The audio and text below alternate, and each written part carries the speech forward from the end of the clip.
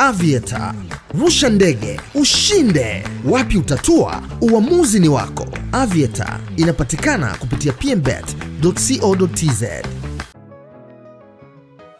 Mambo vipi? Mambo ni aje ewe mwana PMTV? Karibu kwenye updates za kimichezo ambazo PMTV tumekuandalia. Na kwenye updates za kimichezo leo bwana, tupo na wanalunyas, tupo na klabu ya Simba ambayo tunafahamu siku chache tu zilizopita klabu hiyo ilifanikisha kumtambulisha kocha Steve Barker, raia wa Afrika Kusini mwenye umri wa miaka 57 akiwa ametoka ndani ya klabu ya Stellenbosch ya huko nchini Afrika ya Kusini. Sasa baada ya kuweza kutambulishwa tu, PMTV tukasema inabidi tufanye tathmini kikosi ambacho Steve Barker anakikuta ndani ya klabu ya Msimbazi. Na kuna baadhi ya wachezaji wakubwa ambao ni muhimu ndani ya klabu, ambapo kuna uwezekano mkubwa Steve Barker hatoanza kufanya nao kazi mapema, na hii ni kutokana na either adhabu ambazo wamezipata ama majeruhi ambayo wachezaji hao wako nayo. Wachezaji ambao watawakosa ni pamoja na Alassane Kante ambaye atakuwa nje kwa mechi 5. Kiungo huyu ambaye alisajiliwa dirisha kubwa ndani ya klabu ya Simba atakosekana kwa mechi 5,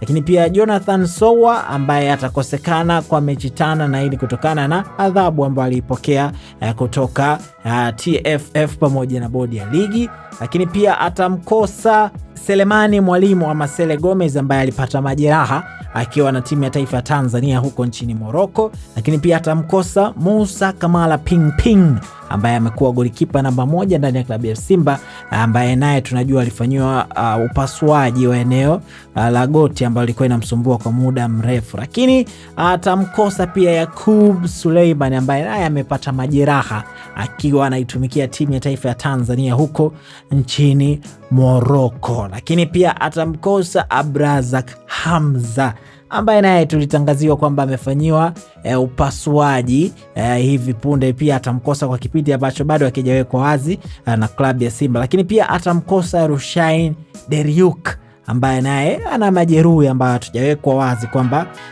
yatakuwa ni ya muda gani. Yani kiufupi, Simba imepoteza wachezaji kadhaa muhimu kuelekea mechi ya michuano ya klabu bingwa barani Afrika na michuano ya ligi kuu, ambapo tunafahamu kwamba Simba itarejea, itaanza kucheza mchezo wake wa kwanza tarehe 23 ya mwezi wa kwanza mwaka 2026 dhidi ya Esperance de Tunis. Sasa Steve Barker atafanya nini kuelekea katika mchezo huo? Tusubiri na kuona, lakini hao ndo baadhi ya wachezaji ambao Steve Barker atakosa kwenye kazi yake ndani ya klabu ya Simba. Tuachie maoni yako, na hisi ni ipi njia sahihi ya Steve Barker anatakiwa kufanya, ama ni nini kinatakiwa kufanyika ndani ya klabu ya Simba kwa ujumla?